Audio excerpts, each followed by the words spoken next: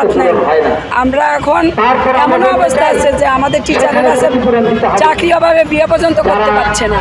তাহলে কি আমাদের বেতনের দরকার আছে না? প্রতিষ্ঠানের প্রয়োজন আছে না?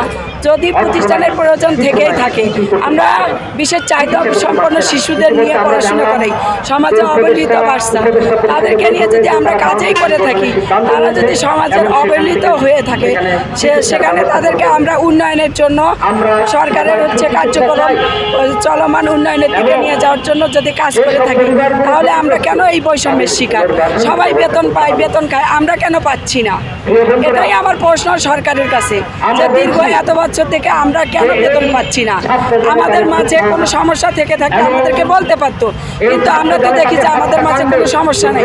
তারপরে দীর্ঘদিন থেকে আমাদেরকে আশ্বাস দেয়, এ আশ্বাস ও আশ্বাস, এ আশ্বাস ও আশ্বাস, এইভাবে আমাদের দিন চলে যাচ্ছে। আজকে